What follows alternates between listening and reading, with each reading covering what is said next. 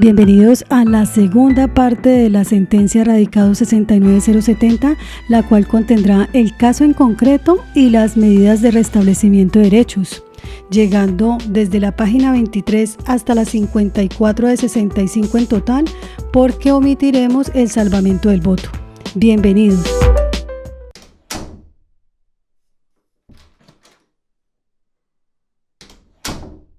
En la audiencia del 15 de julio del 2020, Norma declaró que Jorge Enrique, como supervisor de vigilantes, la contrató para laborar como vigilante en el conjunto de la Alameda Universitaria en Tunja, donde duró aproximadamente 6 meses, en el turno de 6 de la noche a 6 de la mañana. En relación con el prenombrado, dijo que el trato fue un poco duro porque, digamos, él fue una persona que se aprovechó por la área de mi trabajo y pues como se dice, mucho acoso de parte de ese señor. Según la deponente, cuando Jorge realizaba las rondas de supervisor en horas de la noche, entre las 11 y las 3 de la mañana, llegaba a la caseta donde ella se desempeñaba, comenzaba a pisotear duro y a tratarla con groserías que no quiso replicar. Porque no me gusta ser grosera, pero fue groserías como un gamín.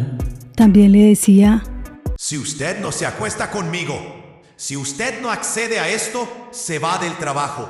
No tiene más trabajo. No le doy esto. A la par que trataba de cogerle duro la mano y de empujarla.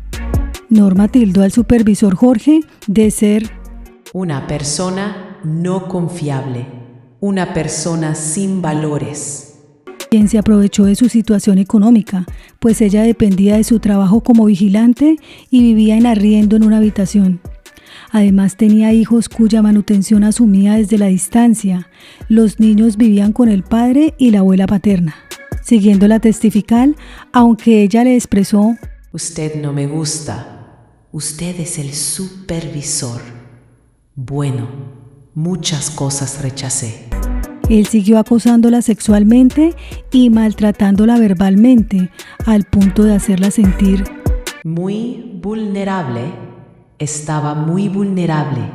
Me ponía a llorar. Yo no sabía qué hacer. Finalmente, Norma cedió a tener relaciones sexuales con el supervisor, como 4 veces, sin que eso fuera lo que ella quería, sino que lo hizo por no perder el trabajo y quedar completamente en la calle. Eso sucedió en el recinto donde estaba la casa de administración, en una edificación de 2 pisos frente a los bloques residenciales. En la sesión del 16 de julio del 2020, voluntariamente Jorge renunció a su derecho de guardar silencio. Indicó que prestó el servicio de seguridad al conjunto de la Alameda Universitaria para la época de los hechos. Las llaves del salón social del conjunto residencial las custodiaba a veces en sus turnos, una vez le eran entregadas por la administración.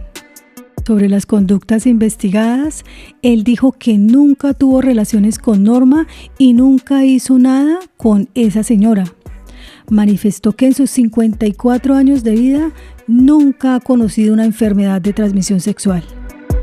Sobre el comportamiento del testigo Jorge en el interrogatorio y en el contrainterrogatorio de acuerdo al artículo 404 del Código de Procedimiento Penal, ni las instancias ni las partes hicieron observaciones sobre particularidades que llevaran a desconfiar de su dicho. En cambio, el impugnante sí denunció la imposibilidad de verificar la veracidad del relato de Norma, debido a que no se ven sus ojos ni su boca. Para dar respuesta a tal crítica, veamos qué acaeció en el juicio. Norma rindió su testimonio vía Live Size, pues el país entero se encontraba en confinamiento a raíz de la pandemia por COVID-19. Si bien fue citada a las instalaciones de la rama judicial en un juzgado de Tunja, no era el mismo de conocimiento y no se precisó cuál era. Lo cierto es que no contó con una cámara bien dispuesta para recabar su declaración. Sin recibir ningún tipo de apoyo institucional, más allá del pago de 2 recargas telefónicas por parte de la fiscal, tuvo que utilizar su propio celular en gran parte de la audiencia. Y las veces que la señora Norma se acercó a la cámara del dispositivo móvil, al punto de que solo se veía su oreja, su ojo, su entrecejo o parte de su mejilla, no respondieron a una intención de torpedear el interrogatorio. Antes bien, su comportamiento estuvo motivado por la necesidad de escuchar correctamente las preguntas de sus interlocutores, como la misma testigo puso de presente desde el inicio de su interrogatorio. Doña Norma, ¿nos ve y nos escucha? ¿Norma nos ve y nos escucha? Sí, señor.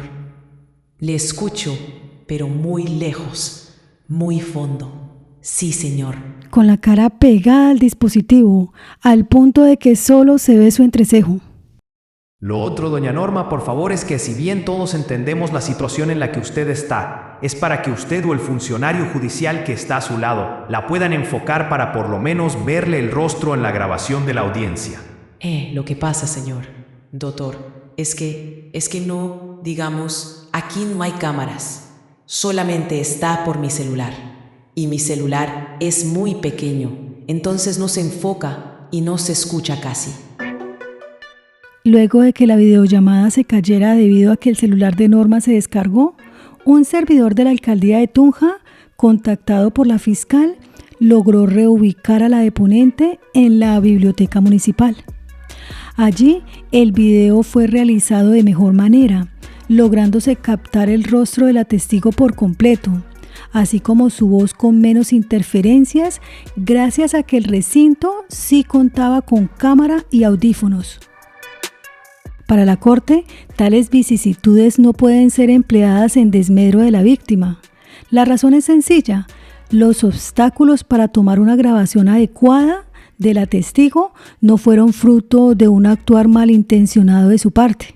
Al contrario, tales contratiempos tienen su origen en la propia precariedad de las instalaciones tecnológicas de la rama judicial, en un escenario tan inesperado como una pandemia de orden global.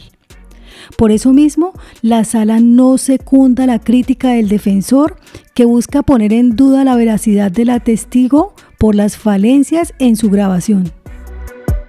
Aclarado lo precedente, la colegiatura observa que las versiones de víctima y victimario son contrapuestas en la existencia misma del acceso carnal.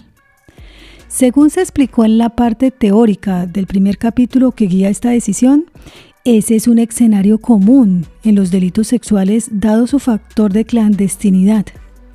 Asimismo, se expuso que para superar tal dificultad se propone acudir a la metodología de la corroboración periférica. Pues bien, en la aplicación de dicha herramienta, lo primero que advierte la Corte es que se comprobó un cambio comportamental en la víctima para la época de los hechos. Este aspecto fue acreditado con la declaración de la señora Lía Maritza, o sea, de la residente de la unidad universitaria y vocal suplente del Consejo de Administración. Lía rindió testimonio en la audiencia del 6 de marzo del 2020. Esta testigo indicó que de vez en cuando les bajaba quesito y agua de panela a los celadores que hacían turnos en la garita a horas de la madrugada, entre ellos a Norma. Con ella tuvo un acercamiento bastante allegado, debido a que la vigilante estaba muy pendiente cuando ella llegaba del trabajo, e incluso la auxilió en 2 oportunidades que le dieron mareos por su embarazo. Con ocasión de estos encuentros, indicó Lía, en varias oportunidades Norma le manifestó que se sentía incómoda con el trabajo porque se sentía presionada, como hostigada. Una de esas noches de diálogo, la señora Norma irrumpió en llanto y ella me empezó a relatar la situación que estaba pasando con esos 3 señores, en alusión al señor Jorge Enrique como supervisor de la empresa de vigilancia contratada en la Alameda Universitaria, del señor Juan Carlos como administrador del conjunto y del señor Gustavo, contador del conjunto y residente. En lo que respecta a Jorge, le contó que la acosaba mucho, que pasaba en su bicicleta haciendo como ronda, digamos que la pretendía, trataba de hacerles tocamientos. Ante tal revelación, dijo haberle aconsejado denunciar a las autoridades, que ella como mujer no tenía por qué soportar esas situaciones, ni permitir que se aprovecharan de ser una persona sin recursos y proveniente de una zona rural. Durante el relato, la señora Lía notó a la señora Norma con mucho temor, con mucho miedo. Lo que le digo, ella lloraba Ya estaba desesperada, ya no sabía qué hacer. Incluso me decía que a ella le daba pena contarme todo lo que le estaba pasando, a lo cual obviamente yo como mujer la entiendo. Incluso la señora Lía la vio al borde del colapso, o sea, el daño psicológico era muy notorio. Aclaró que en una oportunidad intentó decirme como si hubiese pasado algo más grave, pero no, la verdad no fue capaz. Me dijo que no, que ella prefería irse de ahí, lo que en efecto sucedió. Como bien se ve, en este juicio se comprobó un cambio comportamental en la víctima. En su oficio como vigilante, Norma le expresó a la señora Lía sentirse incómoda, presionada y hostigada por el acoso sexual de 3 personas en su entorno laboral, entre ellas su supervisor, el señor Jorge. Fue tal el impacto emocional de esa situación y su correspondiente relato que irrumpió en llanto frente a la residente. Su rostro se revelaba con temor, miedo, desespero e incluso pena de contar todo lo padecido. Ahora bien, es cierto que la testigo Edilma, que también es residente de la Alameda Universitaria y presidente del Consejo de Administración, quien rindió testimonio en la audiencia del 6 de marzo del 2020, ella mencionó una confrontación verbal que tuvo con el administrador Juan, luego de enterarse de los vejámenes contra la vigilante. En esa oportunidad estaba presente el señor Jorge, pero estaba porque él le debía como un sueldito, algo así, porque íbamos a hacer cuentas. La deponente, la señora Dilma, aclaró que Norma nunca dijo nada del señor Jorge. En principio, tal segmento mostraría la ajenidad de Jorge frente a los hechos juzgados, como lo sugiere el impugnante.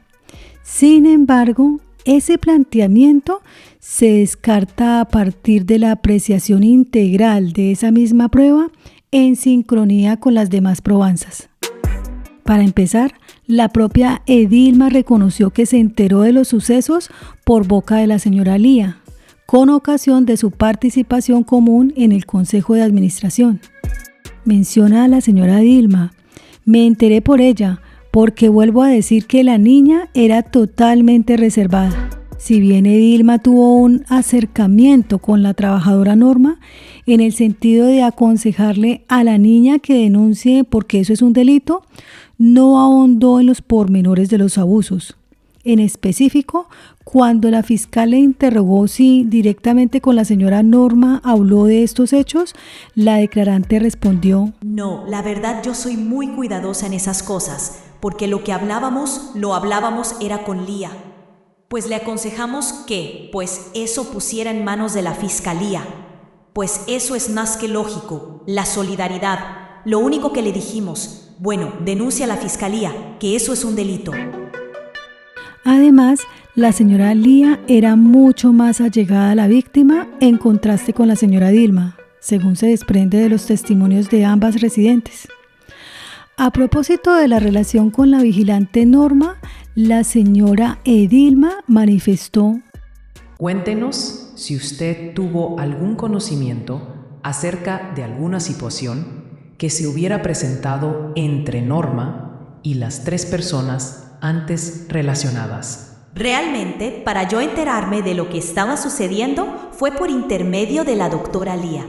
Porque, pues creo que esa chica a mí no me tenía confianza, Norma, por el temperamento que yo tengo. Porque, pues ella decía que yo era malgeniada. Lo que pasa es que el temperamento del santanderiano es así.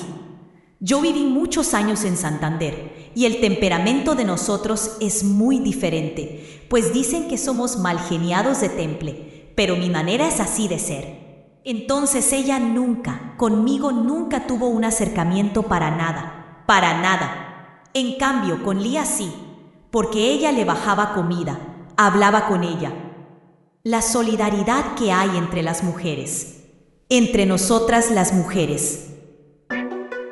A su turno, la señora Lía no solo mencionó que les compartía quesito y aguapanela a los celadores, sino que también indicó que Norma estuvo muy pendiente de ella cuando se encontraba en estado de embarazo.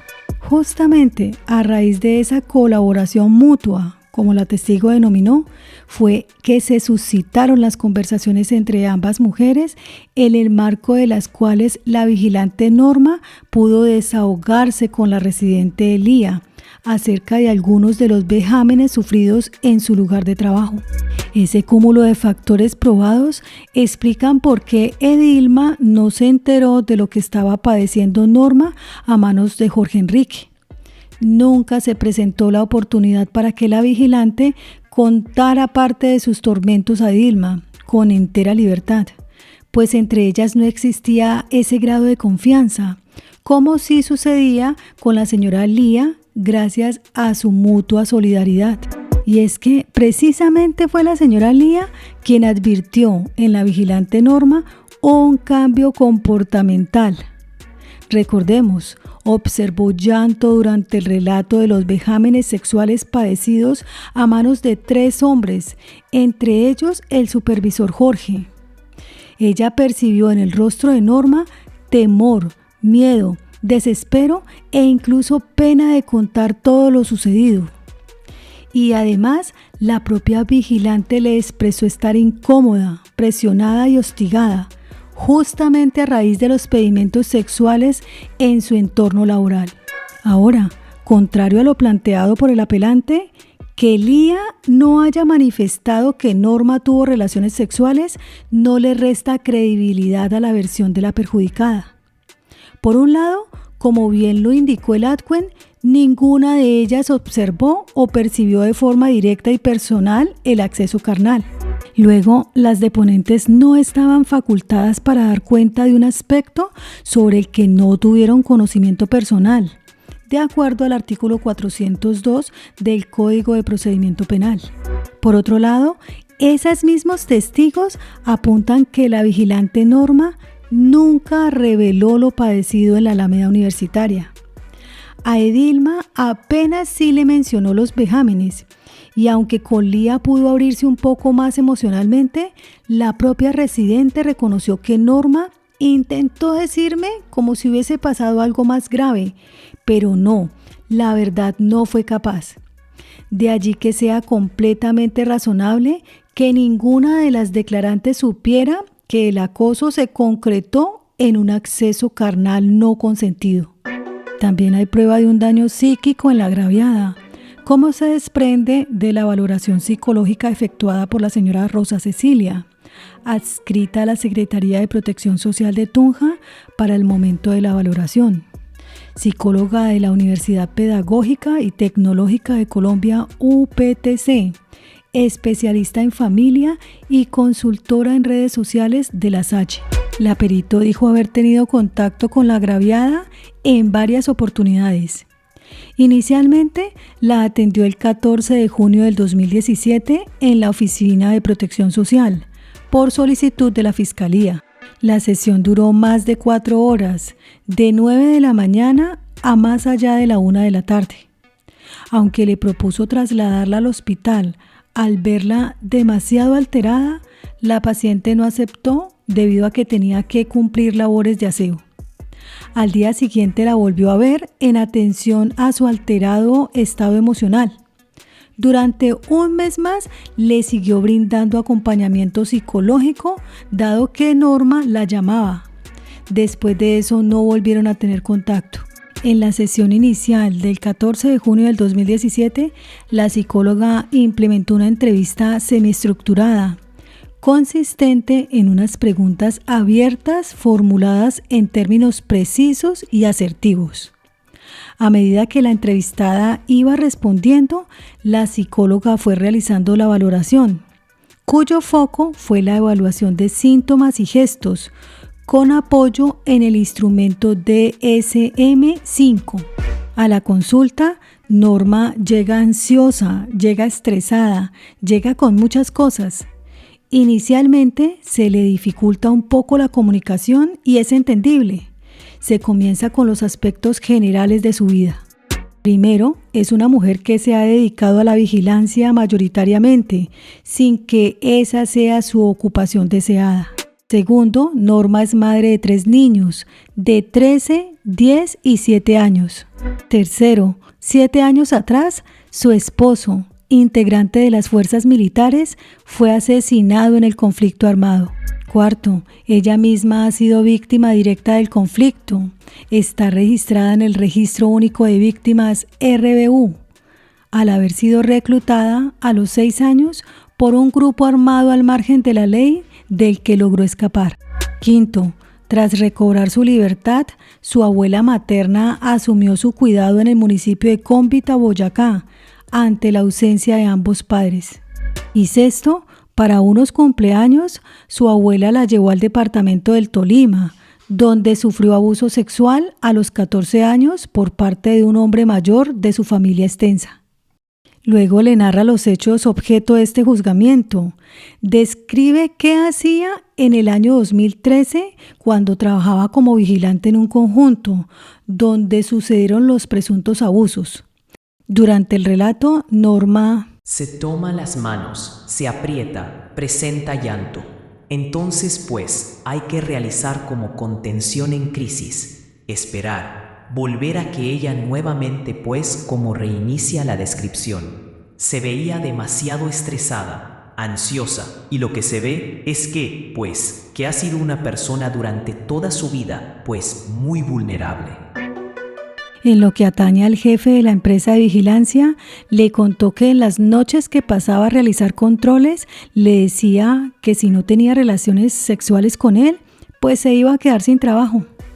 Aproximadamente 2 meses después de sentirse así como agobiada y perseguida, accedió a tener relaciones sexuales con el señor Jorge, que es el que ella veía como un jefe, entre comillas. Norma le expresó a la profesional que pues se sentía terrible, que ella no quería tener relaciones sexuales, pero le preocupaba perder su trabajo para el sustento propio y el de sus hijos. En aplicación del instrumento DSM-5, la psicóloga determinó que Norma presentaba criterios indicativos de estrés postraumático, los cuales se exteriorizaban en 5 síntomas. Primero, insomnio de gran alteración. Segundo, llanto frecuente. Tercero, ansiedad. Cuarto, miedo a salir a la calle. Quinto, miedo a exponerse ante personas, en especial del sexo masculino. Indicó la psicóloga que no atribuye esos síntomas exactamente a lo referido por Norma siendo vigilante, puesto que Norma es una persona que ya había tenido un abuso sexual, que ha sido vulnerable y que ha venido acumulando estos síntomas y esta dificultad emocional. En el contrainterrogatorio, la psicóloga precisó aún más esa observación. Usted nos afirmó anteriormente que todas las situaciones por las cuales había pasado Norma desde su niñez se venían acumulando e iban generando ese tipo de síntomas. Explique por qué en este momento nos manifiesta que esos síntomas que presentaba no podían ser del relato que ella hizo a los 14 años. Sí, en el informe está que ella presenta abuso sexual a los 14 años y fue criada con la abuela y una descripción de la situación. Sin embargo, también describí que ella no es consciente de todo lo que vivió. De todo lo que vivió hasta cuando se presenta este hecho de violencia. Sí, digamos que cuando ella comenta todo lo que le pasó de niña, ella lo cuenta riéndose. Sí, por eso digo yo que me demoré unas 5 horas escuchando todo su relato, porque, a pesar de que lloraba, también nos reímos, y es que lo que vivió en la adolescencia y en su niñez, ella lo veía como de pronto algo, entre comillas, divertido. Cuando comentaba el abuso sexual era cuando lloraba y decía que no sabía por qué había pasado esto con estas 3 personas. Y era donde yo veía más afectación. Al preguntar si todos estos síntomas se habían presentado tras la situación, me lo confirmaba. Sí. Por eso es que al final yo escribo en el informe que presenta un estrés postraumático, sin decir que fue por este presunto abuso, esta violencia sexual. Pero cuando yo valoro los criterios, según el DSM-5, ella me dice que se le empezaron a manifestar después de esta situación. Por solicitud de la fiscal, a la perito se le puso de presente el informe de valoración psicológica del 14 de junio del 2017, el cual fue reconocido como de su autoría. El juez autorizó la lectura del documento y su consiguiente introducción al juicio como base de la opinión pericial. Lo primero que aquí la sala nota es que en el juicio ninguna parte puso en entredicho el grado de aceptación de los principios científicos del instrumento DSM-5 como uno de los criterios para tener en cuenta al precisar la prueba pericial, de acuerdo al artículo 420 del Código de Procedimiento Penal. También la sala destaca que la psicóloga fue clara y exacta en sus respuestas, de modo que se satisface otro de los parámetros previstos en el artículo 420 viden.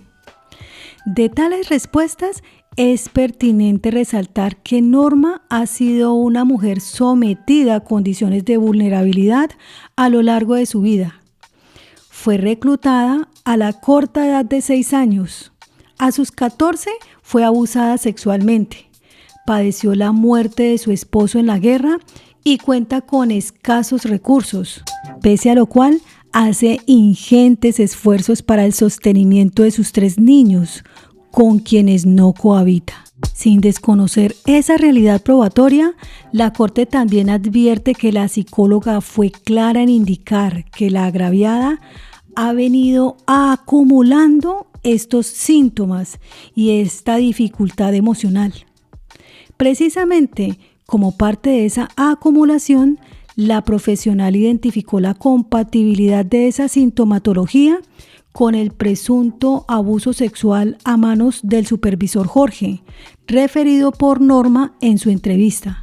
Explicación que resulta consistente en el marco de la valoración psicológica de que trata el artículo 420 del Código de Procedimiento Penal. Pues el relato de la propia víctima en consulta sobre el abuso de Jorge, a quien consideraba su jefe directo, estuvo marcado por síntomas indicativos de una evidente perturbación emocional, llanto persistente, apretujones de sus manos, estrés y ansiedad al expresarse. A esas espontáneas emociones se suman los 5 signos de estrés postraumático en la vida cotidiana de la agraviada, que se desataron luego de las vivencias en su oficio de vigilante. Primero, insomnio de gran alteración. Segundo, llanto frecuente. Tercero, ansiedad. Cuarto, miedo a salir a la calle. Y quinto, miedo a relacionarse con personas, en especial del sexo masculino. Y a estos se adiciona la autopercepción de la perjudicada sobre el evento traumático en su vida, que se sentía terrible, que ella no quería tener relaciones sexuales. Como puede advertirse, en este proceso la prueba pericial apunta a un daño psíquico en la víctima, compatible con los hechos de la Alameda Universitaria. Tal deterioro en la psiquis de la agraviada se exteriorizó en, primero, notorias emociones de malestar al relatar lo padecido. Segundo, síntomas de estrés postraumático en la vida cotidiana a partir del evento traumático. Tercero, percepciones negativas al evocarlo. Así, para la sala se satisface otro de los criterios de la corroboración periférica, el daño psíquico en relación con el hecho. En cuanto a la existencia de un daño físico, el impugnante sostiene que ante el médico legista, Norma refirió haber sido contagiada con una enfermedad de transmisión sexual por el procesado. Sin embargo, en juicio, negó haber sido infectada con una infección de transmisión sexual por parte de Jorge, al paso que éste aseguró: nunca he conocido una enfermedad de esas. Para iniciar, el argumento no se ciña al debido proceso probatorio. Si el defensor pretendía hacer uso de una declaración previa de la víctima, como lo es la anamnesis, con el objetivo de impugnar su credibilidad, tendría que haber solicitado al juez autorizar la lectura de la manifestación previa durante la práctica testimonial, conforme lo disponen los artículos 403, numeral cuarto, y 347 del Código de Procedimiento Penal. Con tal pretermisión de esos lineamientos, el abogado en ningún momento intentó ponerle de presente la anamnesis a la deponente, muy a pesar de estimar lo importante para cuestionar su credibilidad. Pero quizás más determinante aún, el reproche del censor no es del todo respetuoso a la realidad procesal. Y es que no es verdad que en la vista pública Norma haya negado haber sido contagiada con una ETS. De hecho, en ningún momento se le preguntó si había padecido de ese tipo de enfermedad en específico, ni se le puso de presente la anamnesis a efectos de impugnar su credibilidad. Simplemente se le cuestionó de manera general sobre algún quebranto de salud. Se trata de un segmento del redirecto cuando Norma declaró como testigo directo de la defensa, según fue decretado en audiencia preparatoria. Señora Norma, en esas 4 oportunidades que usted le dijo a la señora fiscal con el señor Jorge, ¿usted presentó algún quebranto de salud? Digamos, ahí cuando estaba trabajando. No, en las 4 veces. Si durante el tiempo que estaba trabajando, en las 4 veces que le narró a la señora fiscal, ¿usted presentó algún tipo de quebranto de salud? Yo ahorita estoy bien. No, en su momento. Digamos, cuando puse la denuncia, coloqué la denuncia o cuándo. Sí, cuando colocó la denuncia y pasaron esos 4 hechos que usted dice. De salud no, era traumatizada por todos los hechos que me pasaron. Traumatizada. Es decir, ¿no presentó ningún tipo de enfermedad por esa época? ¿No tuvo ningún tipo de enfermedad? Psicológicamente, sí. Porque es que un acoso es una cosa que uno no quiere. Una persona que uno no quiere. Eso es muy, muy duro. Y digamos, sin más, en el trabajo con una persona. Imagínate, usted no querer a una persona y que lo obliguen a hacer eso. Doña Norma. Ya quedó respondida la pregunta. Por favor, no se extienda, porque si no eso genera que nos demoremos más. Usted solo dice que estaba enferma psicológicamente, ¿es correcto? ¿Cómo? Mira, yo ahorita no estoy enferma. ¿Estaba o no enferma psicológicamente? Yo ahorita no estoy. No, mire, Doña Norma, por favor. Era que respondieras y con ocasión de esos estuvo usted enferma. Doña Norma, ya. Mira, maltrato psicológico. No más preguntas, su señoría. Como fácilmente se avisora, la perjudicada no negó haber sido afectada por una ETS a causa de las relaciones con Jorge. Es más, ni siquiera fue cuestionada en esos términos durante el contrainterrogatorio y las preguntas complementarias, sino que se le indagó de manera genérica sobre quebrantos de salud.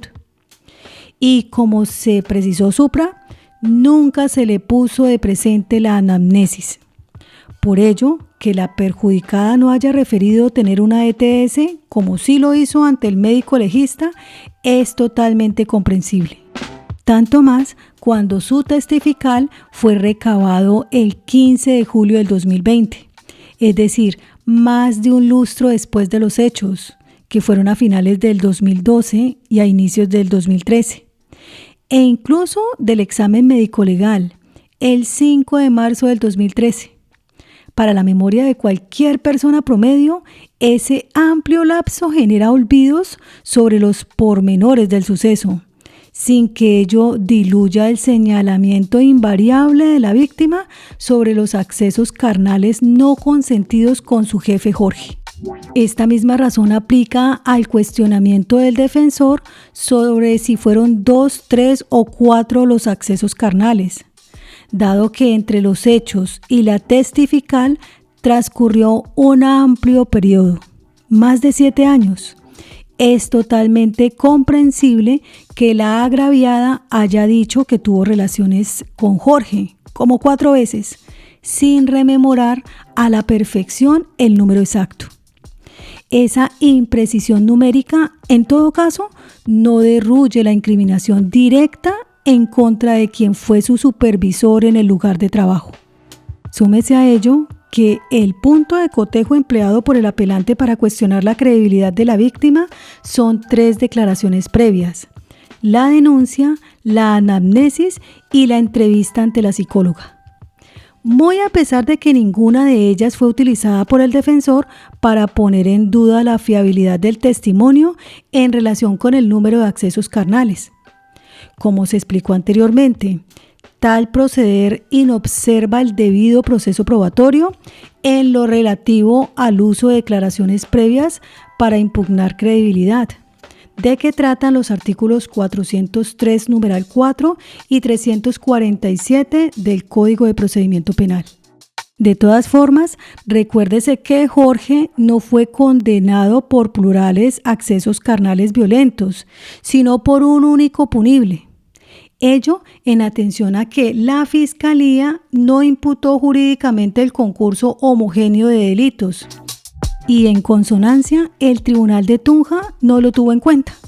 De allí que el interrogante sobre el número de veces sea intrascendente en la medida en que el factor cuantitativo no tuvo impacto real en la condena. Las características del inmueble o el lugar donde ocurrió el abuso sexual son una cuestión debatida por el impugnante, quien tacha de contradictorio el testimonio de la víctima en punto de la tenencia de las llaves de la casa de administración en cabeza del acusado, cuando quedó demostrado que las llaves del recinto permanecían en celaduría o en cabeza de la señora Dilma. El primer problema con tal censura es su vaguedad absoluta desde el punto de vista probatorio. El defensor no indicó cuáles pruebas acreditaron que las llaves permanecían en todo momento en la celaduría o en cabeza de la señora Dilma. Tampoco explicó cómo el relato de la víctima sobre la tenencia de las llaves es contrario a las demás pruebas, las cuales ni siquiera individualizó. En todo caso, no le asiste razón al recurrente cuando acusa de contradictoria la declaración de Norma. Al respecto, la Sala recuerda que uno de los principios lógicos que guían la corrección del pensamiento es la no contradicción, en virtud del cual, de acuerdo a la sentencia AP 3963 del año 2022, que recoge otras sentencias, una cosa no puede entenderse en 2 dimensiones al mismo tiempo, lo cual significa que una cosa no puede ser y no ser simultáneamente, o que 2 juicios que entre sí se contradicen no pueden ser verdaderos al mismo tiempo. En este asunto no es verdad que Norma haya incurrido en contradicción al explicar la tenencia de las llaves de la casa de administración donde dijo haber sido abusada sexualmente.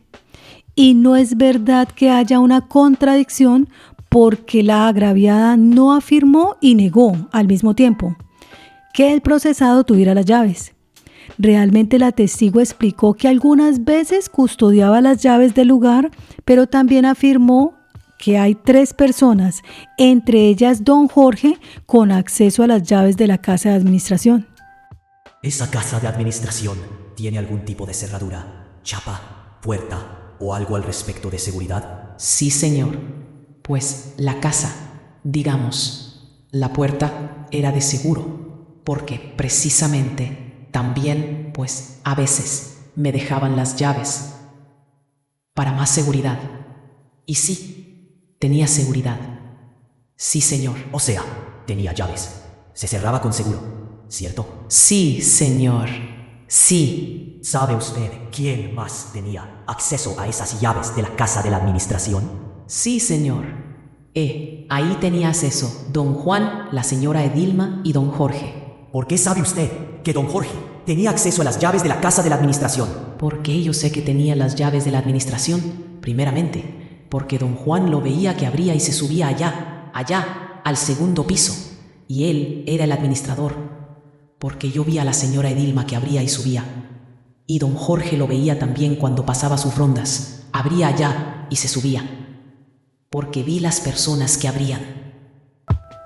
Asimismo, indicó que los abusos se produjeron en la casa de administración. El modo de ingreso allí variaba. A veces Jorge le decía, présteme las llaves y tal, al tiempo que le insistía, vamos. Otras veces la instaba a ir y él usaba sus llaves para abrir la cerradura. A su vez, tales circunstancias de tiempo y lugar dejan en evidencia que víctima y victimario pudieron estar a solas. Esos encuentros se dieron en la casa de administración, hacia el lado de las escaleras entre el primer y el segundo piso, a altas horas de la madrugada, cuando no había servicio a los residentes. Esas puntuales condiciones a su turno hacen razonable por qué las relaciones sexuales no fueron percibidas por otras personas presentes en la Alameda Universitaria. Los accesos carnales acaecieron cuando el entorno estaba aún oscuro en la madrugada en una edificación cerrada que, si bien tenía ventanales en la casa de administración ubicada en el segundo piso, contaba con unas escaleras sin exposición exterior.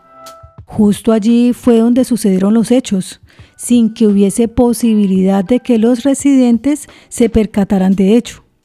Así se extrae del interrogatorio a Norma cuando declaró como testigo directo de la defensa. Cierto que los hechos que usted relató tuvieron ocurrencia en la casa de la administración. Sí, señora. Y usted, a pesar de que diga que tenía visibilidad, nadie pudo ver lo que allí sucedía, ¿correcto? Sí, señora. ¿Y por qué no podían? ¿Por qué la gente no podía ver? ¿O por qué la gente no vio lo que estaba sucediendo al interior de la casa de la administración? Porque primero don Juan accedía al baño y don Jorge hacia el lado de las escaleras. ¿Al lado de cuáles escaleras? Las escaleras del segundo piso. En suma, que los accesos hayan ocurrido a altas horas de la madrugada, cuando no había servicio al público, en las escaleras internas de la casa de administración, explica que los residentes no hayan percibido estos sucesos. Tales particularidades cumplen otro criterio de corroboración periférica, relativo a la explicación razonable del por qué las relaciones sexuales no fueron percibidas por otras personas en las inmediaciones de la escena del crimen. Recordemos que el defensor ataca 3 circunstancias específicas posteriores a los hechos, categoría que también hace parte de la corroboración periférica. La primera de ellas es que la víctima refiere un supuesto despido en la denuncia, tal como se evidenció en la confrontación realizada por el suscrito, quedó plasmado que había sido echada el 21 de febrero del 2013. No obstante, las demás pruebas practicadas reza lo contrario, que renunció. Para la sala, que Norma no haya señalado a ciencia cierta si la terminación de su contrato laboral fue una renuncia, un despido directo o incluso uno indirecto, no le resta credibilidad a su testimonio, como sugiere el apelante. Si bien esas categorías son cruciales en materia laboral, se observan irrelevantes en la determinación de la ocurrencia del acceso carnal violento y la responsabilidad del procesado. Tanto más cuanto que no hay ningún elemento para pensar que la terminación del contrato formó algún tipo de prejuicio en la testigo en contra del acusado, como para decir que la primera faltó a la verdad en su testimonio a manera de venganza. Una afirmación en tal sentido, sin ningún respaldo probatorio, sería una mera conjetura. Además, es irrazonable exigirle a la declarante, quien no tiene una formación jurídica, un uso técnico de categorías propias del derecho laboral. En otras palabras, no es proporcionado demandar un conocimiento especializado en derecho laboral a una ciudadana que no es abogada, menos aún cuando se trata de una persona con dificultades en la comunicación verbal, como se percibe a simple vista en sus respuestas.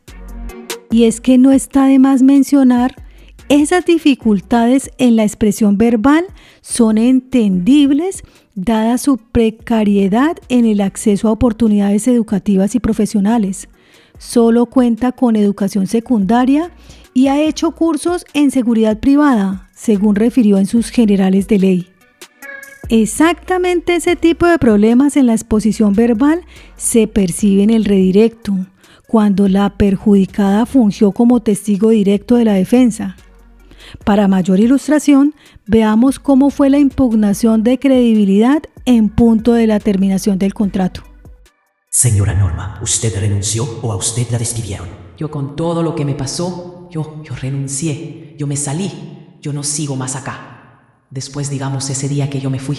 Su señoría, con el propósito de impugnar credibilidad, solicito a este despacho que la testigo pueda acceder a la misma y se dirija a la página número 3. Ubique, por favor, señora Norma, la página número, la hoja número 3. Sí, señor.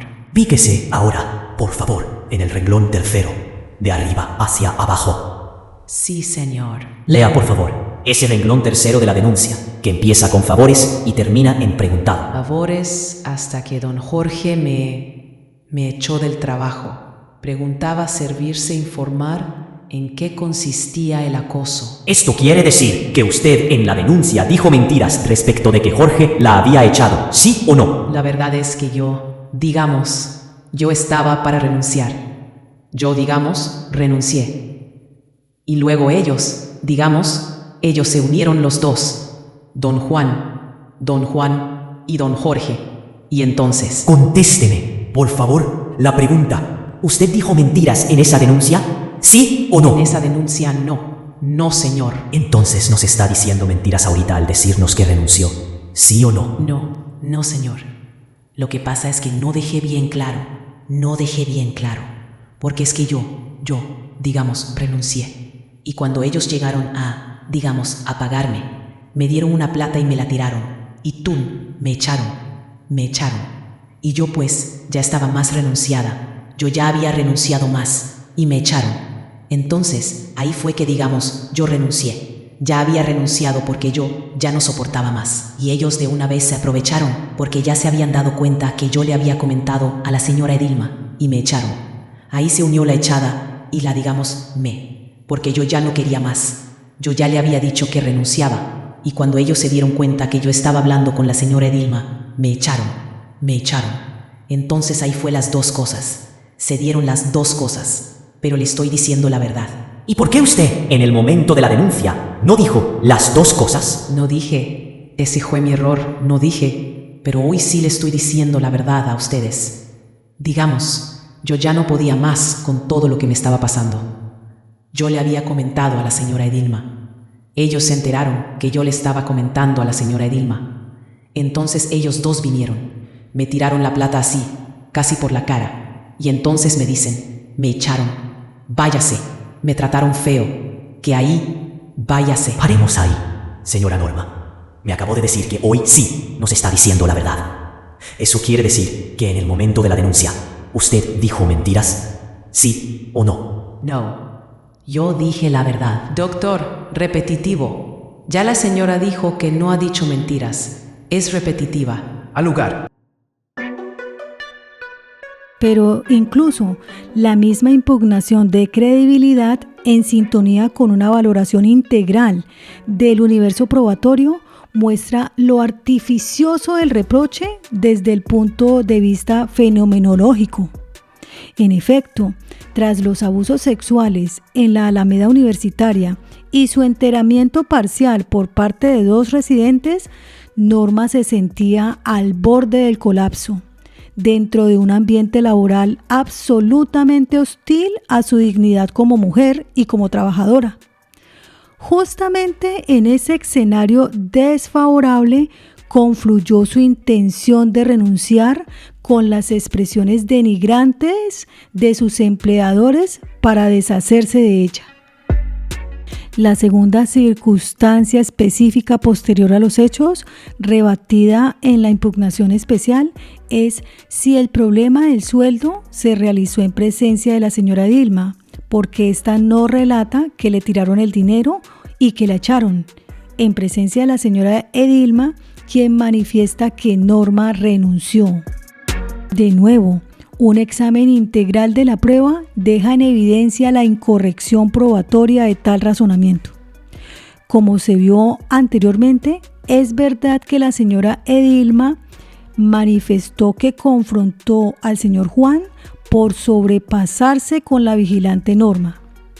También es cierto que indicó que estuvo presente allí el señor Jorge, pero estaba porque él le debía como un sueldito, algo así, porque íbamos a hacer cuentas.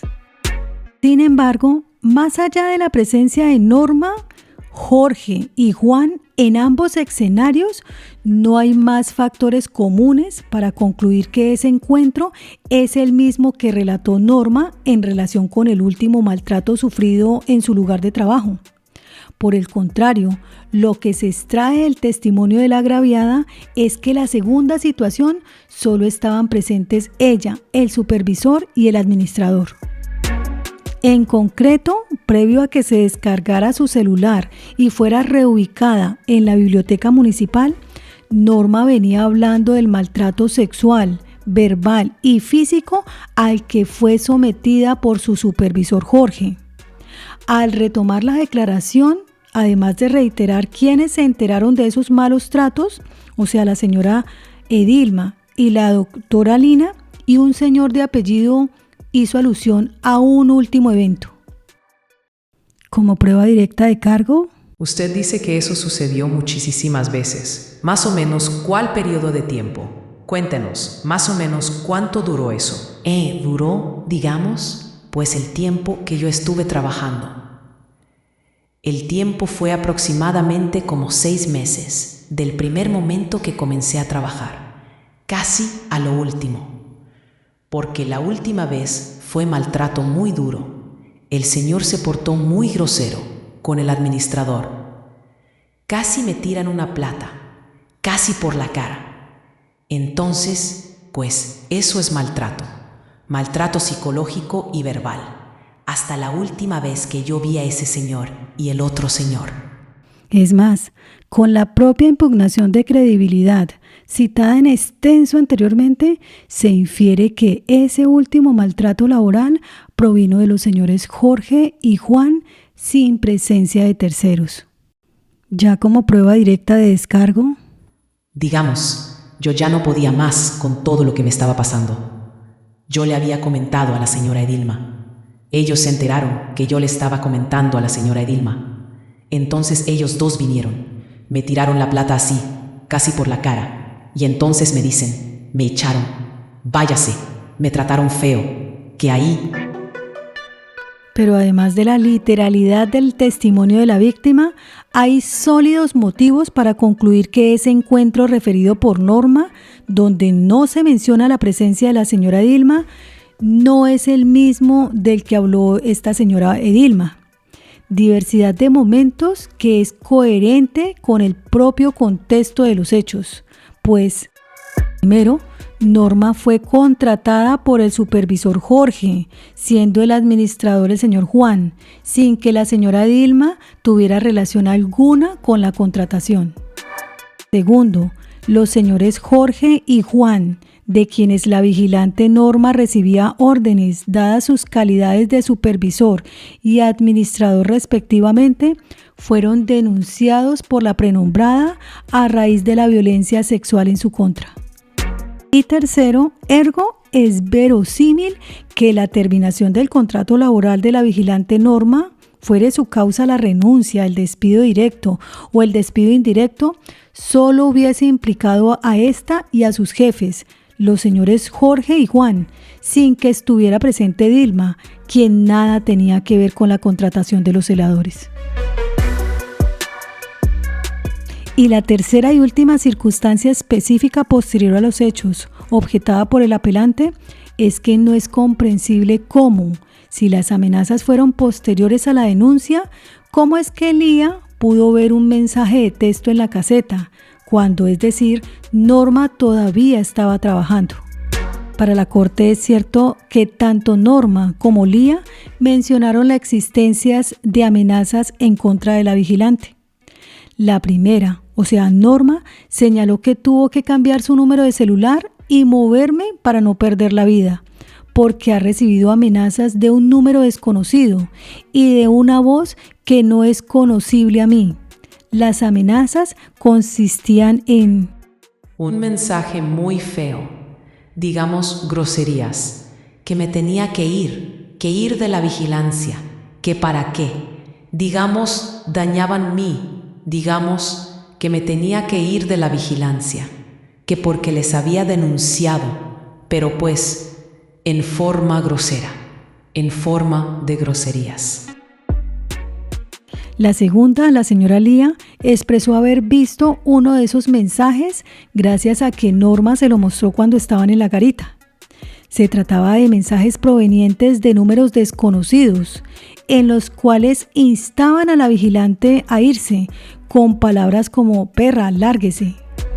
El apelante intenta extender un manto de duda sobre si fue primero la denuncia, las amenazas o la terminación del contrato. La crítica adolece de una debilidad infranqueable, la completa irrelevancia del orden de esos factores. Y es que la posición cronológica de la referida triada no descarta la secuencia fáctica previa sobre el acoso sexual y los sucesivos accesos carnales perpetrados por Jorge en perjuicio de Norma. Ese núcleo fáctico de la incriminación fue expuesto por Norma consistentemente en su testimonio. Ahora, en sede de impugnación especial, el defensor no demuestra cómo la imprecisión de la cronología de los hechos posteriores le resta credibilidad al señalamiento directo efectuado por la víctima en contra del procesado. Tampoco lo avisora la sala en el detenido examen probatorio que se acaba de realizar. Por último, es pertinente indicar que no se detecta en Norma algún motivo de parcialidad en contra de Jorge, de acuerdo al artículo 403, numeral 3 del Código de Procedimiento Penal.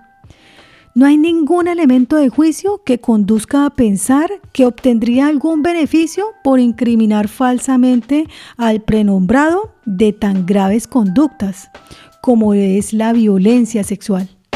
Antes bien, a raíz de la revelación de los hechos a dos residentes y el consiguiente apoyo para denunciar, Norma tuvo que soportar dos cargas.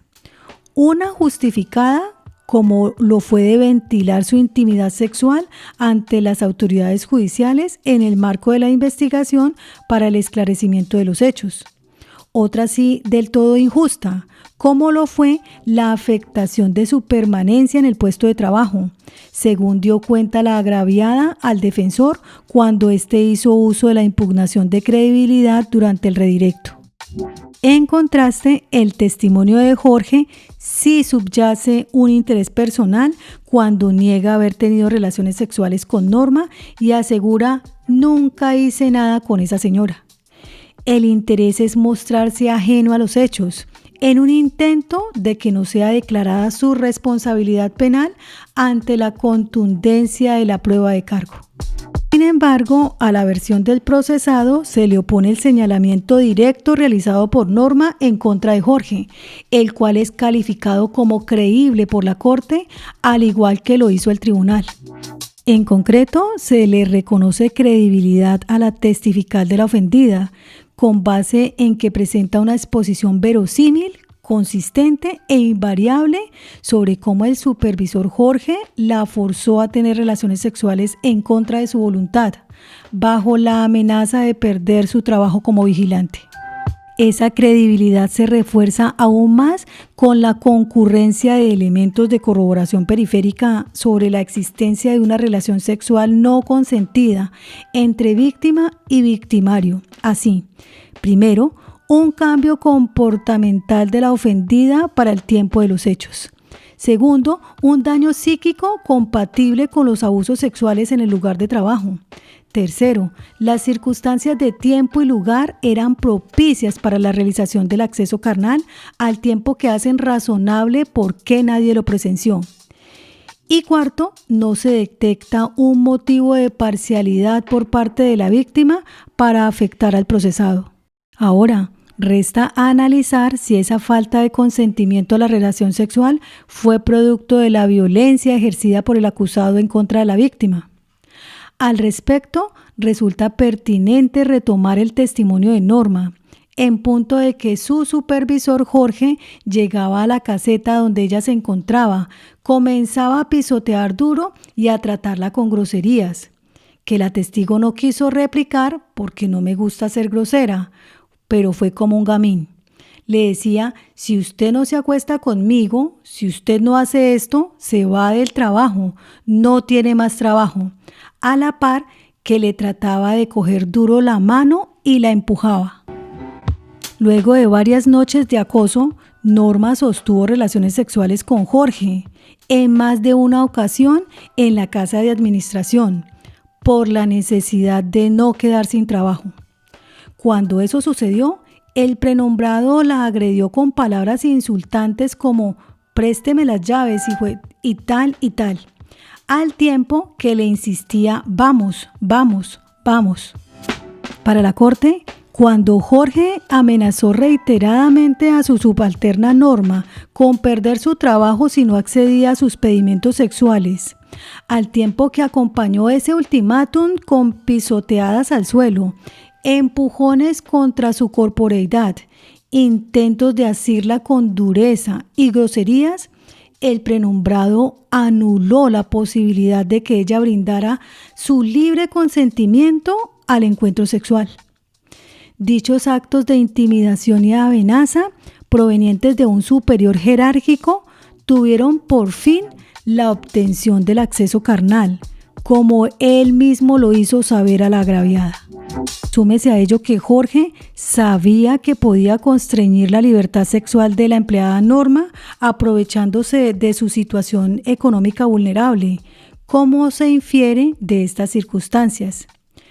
Primero, a él se le referenció un conocido en común que también trabaja en seguridad cuando ella estaba en búsqueda de trabajo.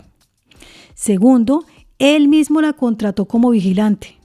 Tercero, a escaso tiempo de iniciar, él empezó a utilizar recurrentemente amenazas en contra de su subalterna, consistentes en perder su nuevo trabajo, conocedor de que este era su única fuente de ingreso.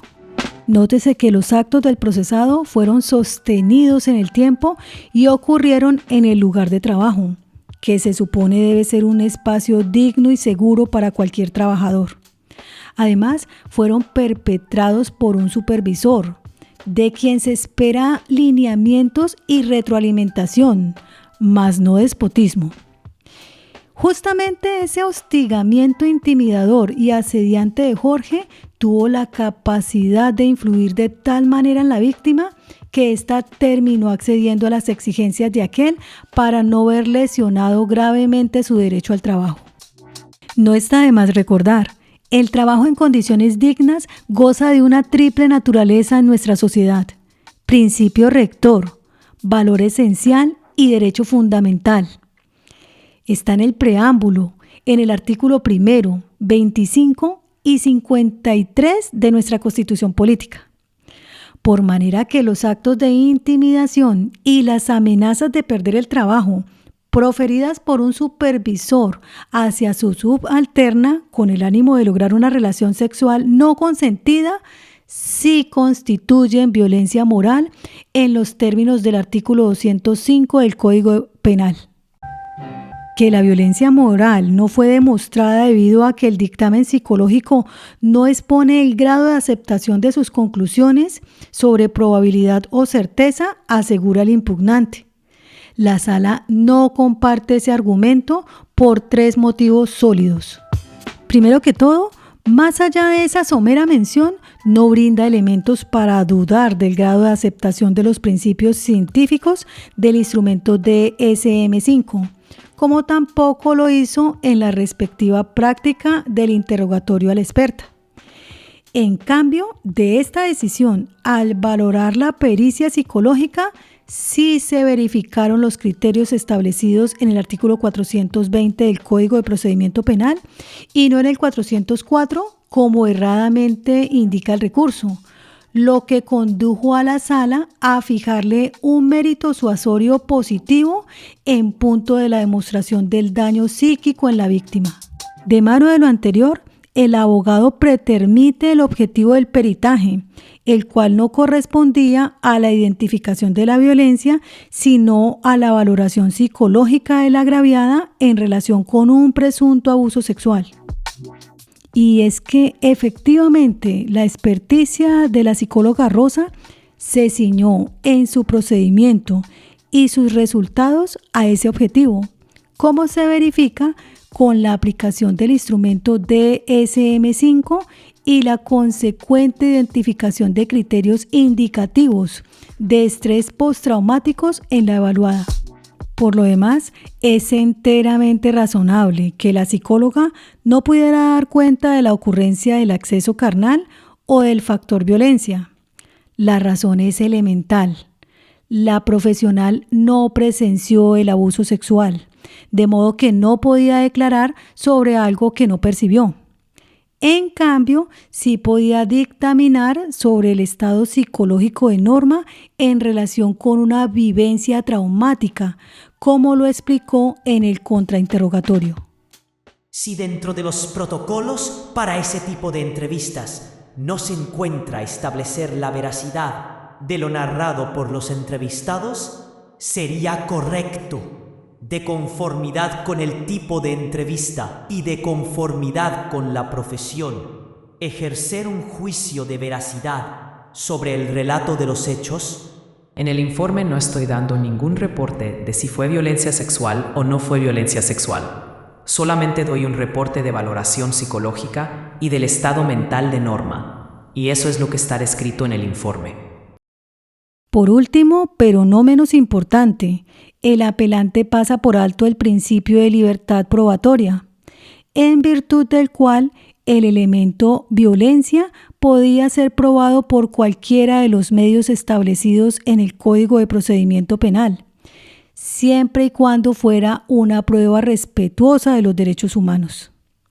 En este asunto, la violencia moral fue acreditada con el testimonio de la agraviada, cuyo carácter de prueba lícita no fue puesto en entredicho por ninguna parte, como tampoco se avisora en esta sede.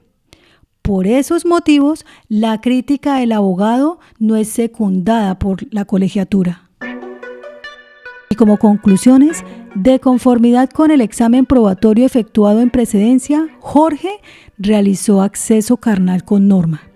Sin embargo, ese comportamiento no respondió al designio libre y autónomo de dos adultos para tener sexo.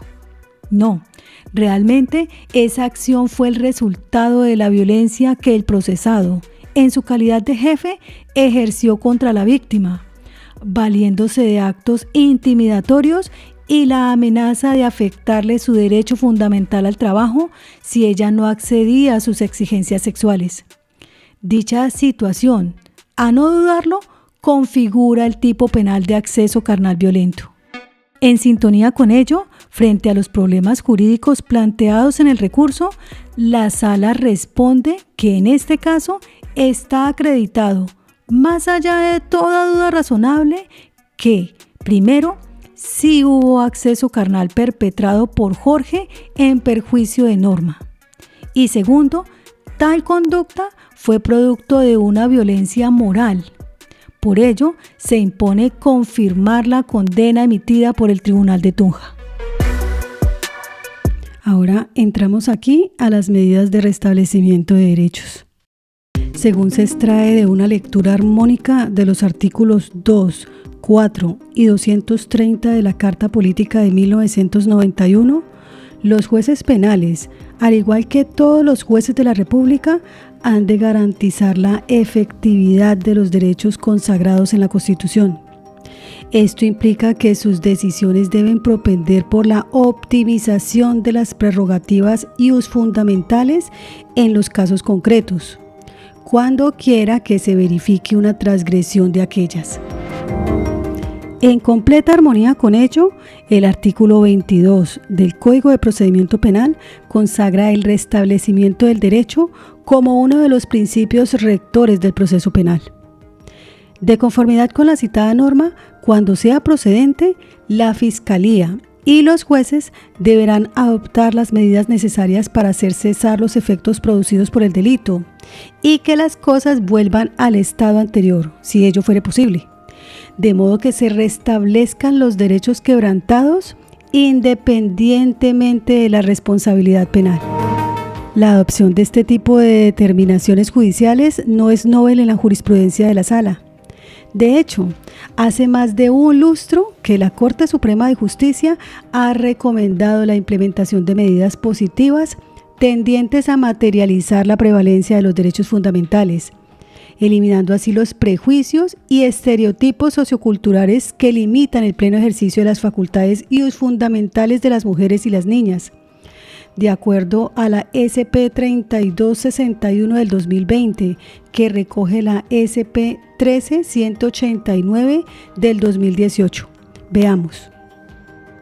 En esta sentencia SP 3261 de 2020, la Sala sugerirá a las autoridades competentes el emprendimiento de acciones de optimización de las prerrogativas fundamentales de las víctimas en el presente caso, por medio de la gestión de acciones afirmativas de protección, para atenuar con ello los efectos de la violencia y eliminar las desigualdades que determinan una ubicación de grave desventaja social de los niños y las mujeres. Por consiguiente, la Sala, articulando instrumentos normativos del Estado, especialmente la Ley 1257 de 2008 y sus decretos reglamentarios, sugerirá el emprendimiento de las siguientes acciones afirmativas de derechos. Así, al alcalde municipal de Sevilla se le recomendará que, de conformidad con lo dispuesto por el artículo 11 del decreto 4796 de 2011, verifique si las víctimas se hallan afiliadas al régimen subsidiado de seguridad en salud y a los programas de educación pública gratuita, para que en caso negativo se evalúe adoptar las medidas pertinentes a fin de lograr su rehabilitación física, psicológica y psiquiátrica y asegurar su escolaridad. A la dirección del INPEC del Valle del Cauca se le sugerirá ofrecer al condenado un programa de sensibilización y fortalecimiento en el respeto de derechos fundamentales, especialmente de las mujeres y los niños, con el doble propósito de reforzar el proceso de eliminación de la violencia como un obstáculo para el logro de la igualdad y al mismo tiempo promover la función de prevención especial positiva y la resocialización del procesado. Artículo 4 del Código Penal. Del mismo modo, se invitará a la dirección de la Escuela Judicial Rodrigo Lara Bonilla para que, en desarrollo de su fin misional de contribución al mejoramiento de la Administración de Justicia, considere incluir como estrategia de promoción y fortalecimiento de los derechos de los niños y de las mujeres un programa de actualización jurídica en violencia intrafamiliar con enfoque de género, para ser ofrecido a los funcionarios públicos, jueces, fiscales, procuradores, comisarios de familia, defensores públicos, etc., que en ejercicio de sus labores traten dichas problemáticas en el departamento del Valle del Cauca. Ya en la sentencia SP 13189 de 2018, así las cosas, si al momento de analizar un caso, la Sala de Casación Penal de la Corte Suprema de Justicia advierte que debido a la naturaleza del delito perpetrado o al modo en que los hechos se desarrollaron, las víctimas requieren un acompañamiento especial en aras de garantizar sus derechos, con base en la Constitución y los tratados internacionales sobre derechos humanos, específicamente el artículo 4, literales C, F y G de la Declaración sobre la Eliminación de la Violencia contra la Mujer, que exhorta a los Estados a proceder con la debida diligencia a fin de prevenir, investigar y, conforme a la legislación nacional, castigar todo acto de violencia contra la mujer, ya se trate de actos perpetrados por el Estado o por particulares, Cuenta con la competencia para compulsar copias a las autoridades e instituciones que considere necesarias a efectos de que se emprendan acciones afirmativas de protección. Debido a lo anterior, la Corte dispondrá que la Secretaría Distrital de la Mujer de Bogotá, DC, o a la institución distrital que sea del caso, actúe en doble vía. Por un lado, frente a las víctimas del presente asunto, para que impulse las actuaciones administrativas necesarias tendientes a garantizarles el derecho a la rehabilitación como componente de la restitutio in integrum, y por otro lado, frente al condenado, para que le brinde un programa de sensibilización y formación en el respeto de los derechos de las mujeres y las niñas, lo que en efecto se ordenará. El juez de ejecución de penas y medidas de seguridad valorará muy especialmente en la toma de sus decisiones la participación del condenado en las actividades programadas. Esta medida, además de reforzar el proceso de eliminación de la violencia contra la mujer y las niñas como un obstáculo para el logro de la igualdad, del desarrollo y de la paz, se erige como una estrategia de readaptación social del condenado que impulsará su proceso de resocialización. En esas mismas decisiones, cabe indicar, se ha advertido que tales medidas no comportan una sanción adicional, ni un exceso o desbordamiento en el ejercicio de las competencias legales de la Corte. Por el contrario, implican materializar el imperativo constitucional de protección de derechos, así como el cumplimiento de los compromisos internacionales asumidos por Colombia y decantados por el Tribunal Constitucional. Pues bien, de conformidad con lo que se declaró probado en esta causa, Norma es una mujer que ha sufrido violencia y discriminación interseccional a lo largo de su vida, lo que la ha conducido a un estado de extrema vulnerabilidad, sostenido en el tiempo. Recordemos, la señora Norma fue víctima del conflicto armado al haber sido reclutada a los 6 años de edad. Sufrió un abuso sexual a los 14 años y ya siendo adulta, su esposo fue asesinado. La vigilancia representó su principal sustento para ella y sus 3 hijos, pero incluso allí sufrió vejámenes sexuales atentatorios de su dignidad como mujer y como trabajadora. Ante ese indudable panorama de violencia y discriminación interseccional, la pasividad del juez penal implicaría avalar la injusticia. Por supuesto, esa inacción desdeciría de la honrosa labor encomendada a los jueces, hacer efectiva la ley dentro de la cual prevalece la Constitución política y su preciado catálogo de derechos fundamentales. Por ello, en aplicación de la Carta Política, la Ley 1257 del 2008, sus decretos reglamentarios y demás normatividad concordante, la Sala emitirá órdenes complejas de restablecimiento de derechos de la siguiente manera. A la Alcaldía Mayor de Tunja, de conformidad con lo dispuesto por el artículo 11 del Decreto 4796 de 2011, tendrá que verificar si Norma se halla afiliada al Sistema General de Seguridad Social en Salud. En caso negativo, deberá proceder con la afiliación inmediata de la señora al régimen subsidiado, o en los términos que establece la Ley 1438 de 2011. A la Secretaría de Protección Social de Tunja, deberá promover medidas de rehabilitación a favor de Norma, tendientes a recuperar su bienestar psicosocial luego del daño sufrido por el abuso sexual. En concreto, ha de realizar acompañamiento psicológico a la víctima en varias sesiones, a fin de brindarle herramientas que le permitan superar el trauma y reconstruir su proyecto de vida libre de violencias.